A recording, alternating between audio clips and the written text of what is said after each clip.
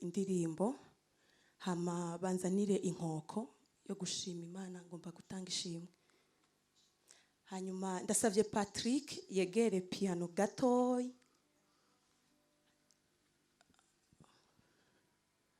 Nimba ari hafi.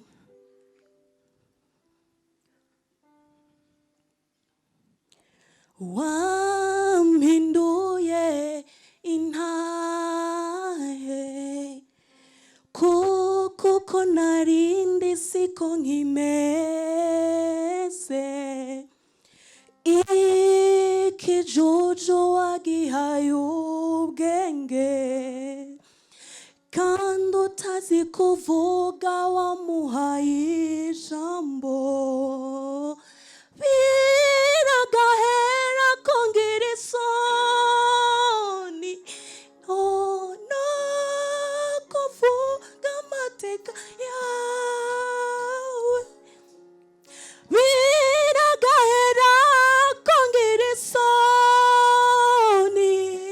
kuko ijambo ni wewe, intahe ni gwawe, je wangize intwanwa gusa, biragahera kongera isoni no kuvuga amateka yawe, kw'ijambo ni wewe, ijambo ni gwawe, je wangiza akanwa gusa, je wangiza akanwa gusa, je wangiza akanwa gusa, je wangiza akanwa gusa.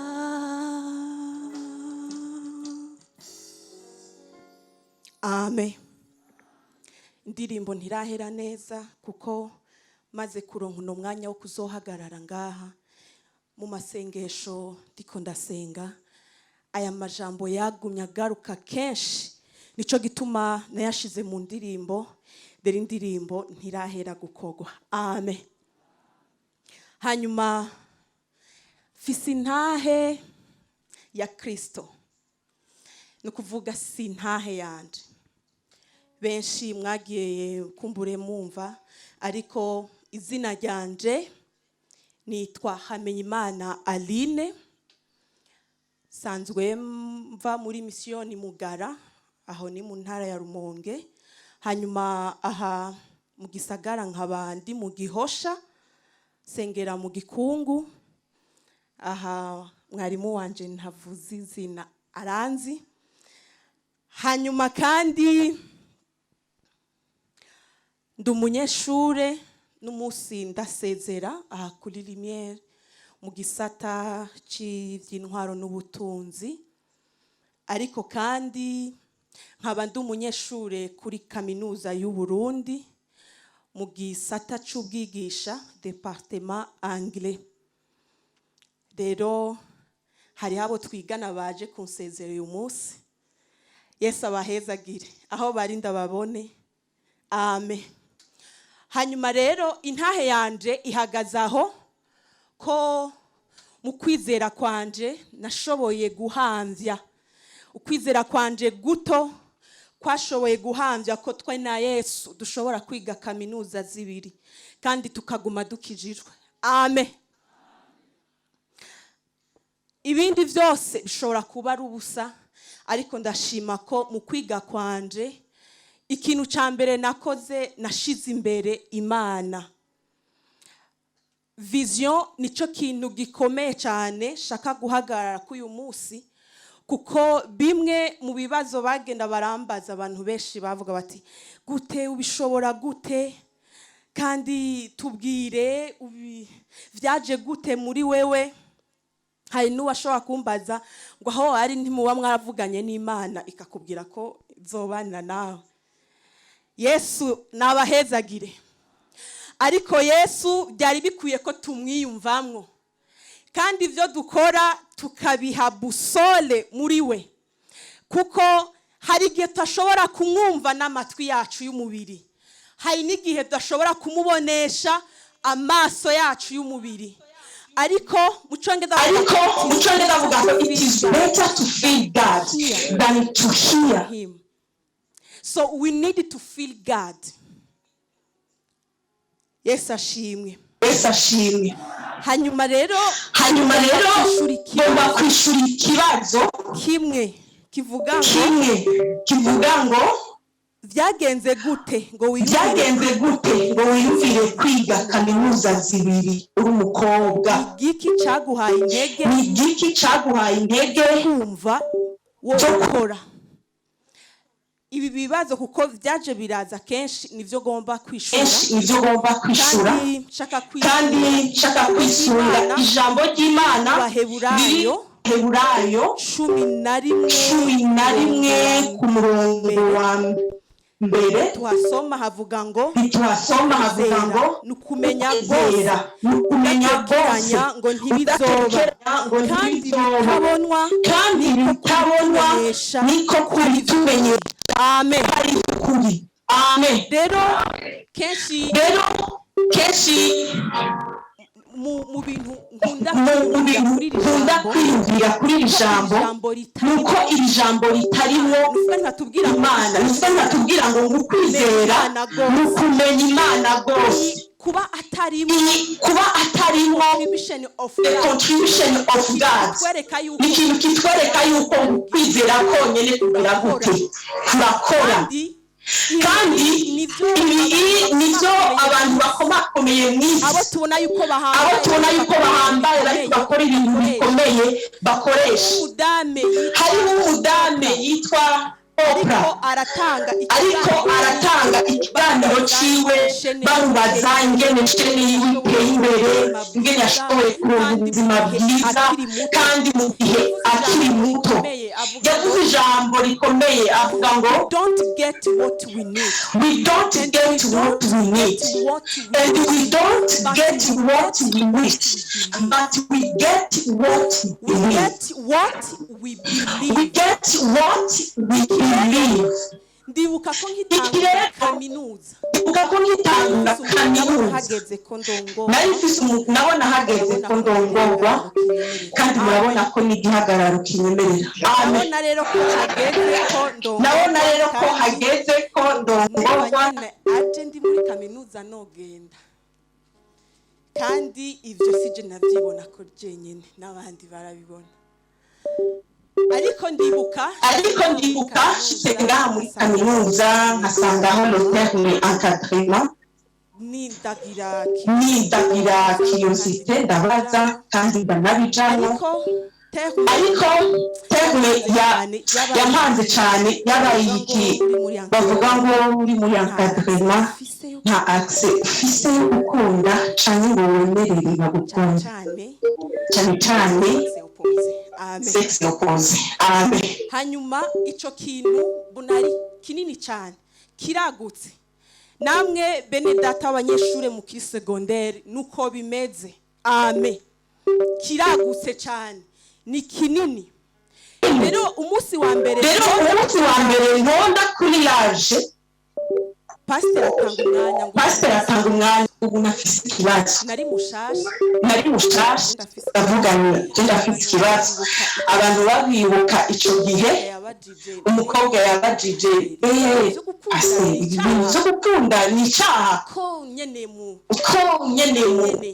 mbona nyene aribyo bintu bihari bivugwa. Ndashima kuko kuva uwo munsi niwo munsi nakubisiki agatoke mpindura vision, mpindura ikintu cyose, kandi inyishu yari tomoye. Inyishu yampaye yari ngufi, yavuze ngo nimba abahungu bashobora kugira vision yuko babanza guheza bakiga bagaheza mbere bakaronka akazi bakabonaho ongora. None mwebwe abakobwa iyo vision ntimushobora kuyigira. Inyishu yari yihe? Inyishu ni yihe bakobwa? Mbe birashoboka? Nukuvuga ko vision niyo ituma umuntu aba unique. Mumbabarire ndavanga n'icongereza kuko Yesu ko yampaye opportunity yarakoze. Rero vision niyo ituma umuntu aba unique. Kandi vision niyo iguha mission. Rero benshi dufise mission kuko tudafise vision. Pasiteri yongera aravuga ati biratangaza ko abahungu babo bashobora gushika kuri iyo vision hanyuma bakagaruka bakabuza abigeme gushikira iyo vision bashikiriye. None sivyo ndiko ndasubiramo ariko ubu ndiko ndabisubiramo nk'uwabihambije. Amen. Kuko narabihambije. Rero imyaka 3 yose yabaye imyaka yo kumenya vision yanjye. Ubundi bwo turinda duheza amashuri tudashoboye kwexploita iri jambo dukwizera kuko ibyo dukora byose dukorera muri domaine yacu.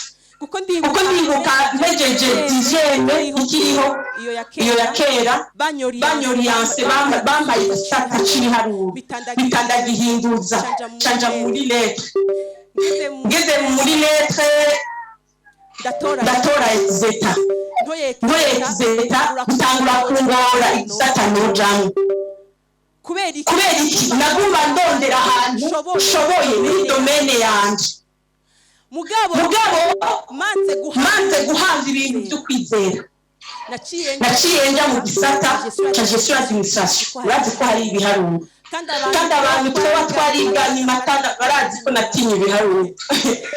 Hanyuma kuva ntanguye ubuzima bwo kwizera ngeraho nizera yuko ushobora no kwiga kaminuza zibiri. Rero ni uyu munsi mpagaze fisi ntahe yuko ukwizera kandi kwizera Kristo birakora bigira ivyamwa mu buryo bw'umubiri no mu buryo bw'impwemu. Nimba twizera ko turonka mpwemu yera tukamuronka, nimba twizera ko dukira ivyaha tugakira, nimba twizera ko tuzoshobora kuja mu ijuru, twizere ko n'ibintu vy'umubiri ari vyacu, ibintu vyo kwiga tukagera kure, ibintu byo kugira vision ndende kugira ngo dushobore gukorera Imana neza birakunda. Kandi ukwizera kwacu kukahagarara ko turizera kandi tukaguma turaba Kristo tugakora ibyo abandi bakora mu buryo buhanitse kandi dukijijwe tudatirisha. Amen. Tudatirisha kuko mfise intahe ko ntigeze ntirisha. Amen. Sinigeze ntirisha kandi ntizofanyirisha. Amen. Rero muri myaka 3 gabaye uburyo bwo kumenya kwexploita Imana yanje. Imana je kuko nakoresha amahera menshi ku munsi ariko Imana yarayampaye ntayahabwa n'umuhungu. Nakoresha uburyo bw'energy nyinshi. Imana yarampaye amagara meza. Ndahejeje kaminuza nta musingire zisira examen uretse ko byaba bihuriranye na examen yo muri kaminuza y'u Burundi. Imana irampa igikundiro ugane na doyenne ko ndiko ndiga kaminuza zibiri arambwira ati je t'encourage, vas-y.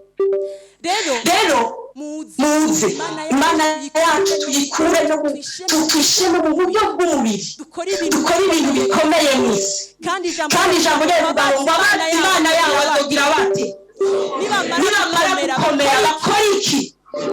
Bakora iby'ubutwari. Yes, ndagushimye ugira neza nukuri uri Imana yanje. Uyu munsi nimba mpagaze aha nuko nakubonye wampinduye intahe. Abantu bashobora kwibaza ngo navukanye ubwenge ariko iconze nta bwenge nari mfise ntaratangura kukwizera kuko kukwizera kwanteye kumenya ico kwamenye kumenya identite yanje. Ndagushimiye muri imyaka 3 wampaye kwiga kuri kaminuza yalimye. Ndagushimiye no kuba ndi imbere y'umugeni wawe ngo ndamuvye amateka yawe. Urakoze none intahe ikomeze abari nyuma. Ururunga niwe ruri inyuma urusuke mwe yo gukunda kwiga bamenye niba kuriye guhamira. Amen. urakoze kugiye kubikora mu izina ryawe Yesu Kristo. Amen.